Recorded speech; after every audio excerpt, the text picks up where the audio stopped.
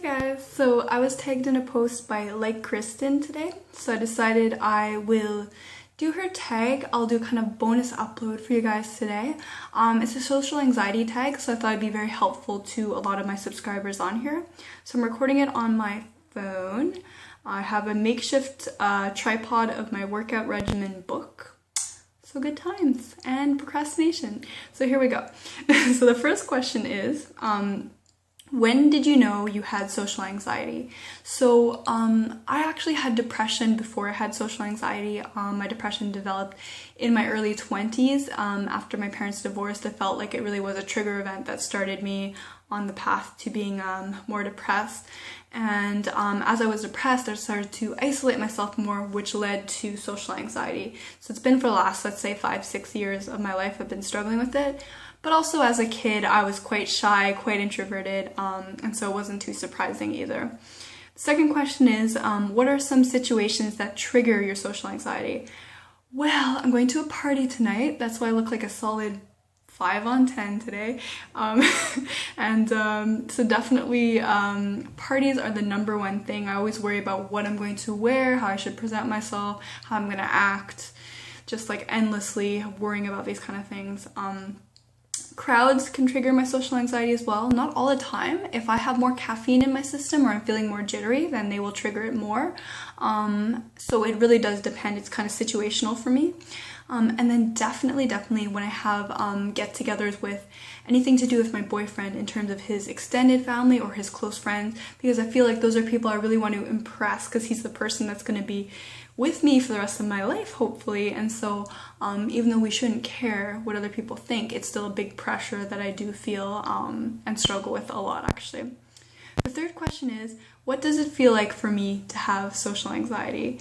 I honestly just feel like a flamingo standing on one leg half the time. I do not know what to do with my body language. I think it's because I know subconsciously that, you know, what you say, it matters to a certain extent, but your body language is such a telltale sign of how you're actually feeling. So I'll be there and I'll have like my arms crossed and I'll like have my hands like this and I feel like I look like an anxious mess. I don't know if people can tell, but I just never know, like I put my hands on my hips to look assertive. I never know how to stand. That's my biggest thing. I will sweat sometimes, my hands will get cold. Usually cold and clammy is the way to go. That's usually what happens to me. And sometimes I get kind of like facial redness, not as much as I used to, but you know, I get more thrown off guard easily, I get redder and more embarrassed, so not fun. I think you guys can relate to that one there. Number 4 is, what are some coping skills that help social anxiety? Well, for sure I've spoken about this one before, and that is to take the focus off of you and then to put it on the person you're talking to.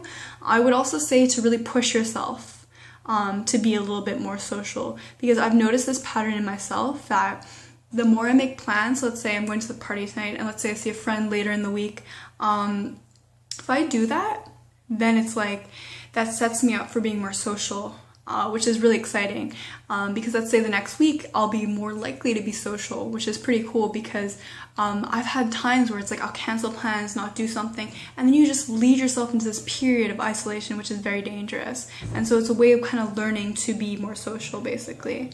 Have you ever tried treatment, therapy, meds for social anxiety? I have not, actually. My therapy I did was for a year and it was for my depression, but I always felt like if I worked on my depression, my social anxiety would naturally just get a little bit better.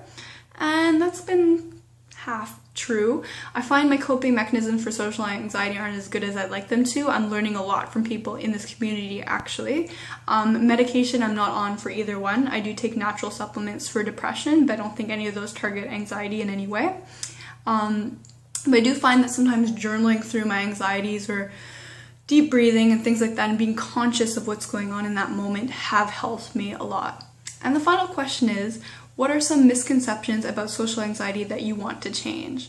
Well, I think one of them is that social anxiety is just if you go and do a giant speech in front of 10,000 people. I mean, it can just be on a one-on-one basis and you can get your anxiety coming up. And I want to make it clear that this is something that is biochemical. It's something that, same thing as depression, it's an illness, it's something you struggle with. It's not something that you're just pretending to have for attention or whatever. Maybe for some people, but it's something I actually do struggle with.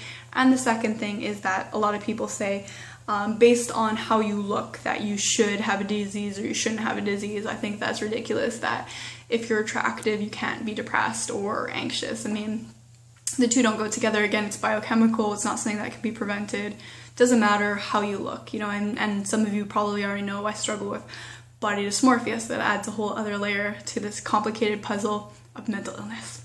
So thank you so much for the tag. This was fun. And please do go and check out Kristen's version of the tag. She made up this tag herself, which is really cool. So I'll post that down below and you can see her answers for this. So thanks again, guys, for watching. Thank you, my precious gems, and I will talk to you all later. Bye, everyone.